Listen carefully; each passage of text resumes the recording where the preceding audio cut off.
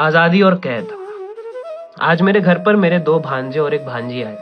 वो तीनों ही उम्र में छोटे हैं, मगर ये हकीकत उनके सामने कह दो तो इस बात को वो सिरे से कुछ आपत्ति दिखाते हुए चेहरा बनाकर नकार देते। इसलिए मैंने उन तीनों के समूह को नाम दिया है सरकार। हाल फिलहाल ही उन्हें जल्दी से बड़े होने का चस्का लगा है, क्योंकि बड़े होने का मतलब था आजादी। ये छोटे स्वतंत्रता सेनानी अपनी आजादी के लिए छोटी मोटी क्रांतियां करते रहते थे, जैसे कि अंग्रेजी अफसर के ना होने पर नमकीन चुराकर खाना, जो अंग्रेज अफसर ने सिर्फ उन लोगों के लिए रखी थी जो बाहर से आते थे।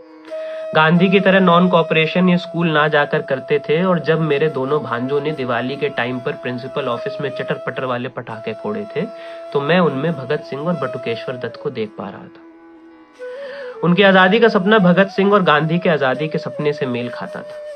मगर ये तीनों जब आंखों में उम्मीद और आस लिए मुझसे पूछते थे कि आजाद होना कैसा लगता है, तो मैं चुप ही रहता था। मैं उनके आजादी के सपने को तोड़ना नहीं चाहता था, क्योंकि मुझे मिली आजादी मुझे हिंदुस्तान को मिली आजादी जैसी लगती थी। इन तीनों में सबसे बड़ी मेरी भांजी थी। भांजे दोनों उससे छोटे थे। इनका रिश्ता एक बड़े भाई और 2 छोटी बहनों जैसा था। अचानक खेलते खेलते रसोई से आवाज आई कि गुड़िया जरा खाना बनाने में हाथ बटा दे।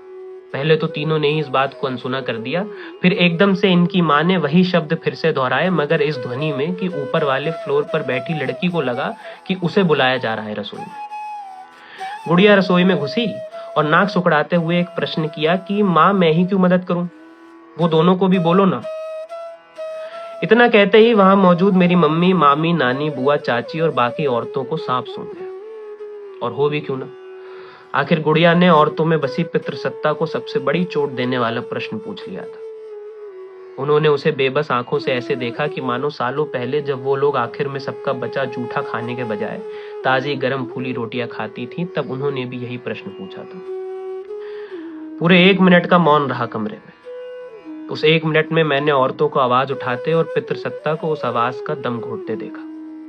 शायद इसी के शोक में मौन था कमरे में। एकाएक औरतों के गले में मैंने हलाहल देखा, वही हलाहल जो गटका था महादेव ने समुद्र मंथन में। शायद उससे भी भयानक, शायद उससे भी तीव्र। सवाल मत पूछा कर ज्यादा, बोलकर गुड़िया को एक छोटी प्लेट में गाजर और चाकू पकड़ा दिया गया। गुड़िया के लिए मैं कुछ नहीं कर पाया। कोई भी मर्द औरत के लिए कुछ नहीं कर पाया। कोई भी औरत औरत के लिए कुछ नहीं कर पाई। धन्यवाद।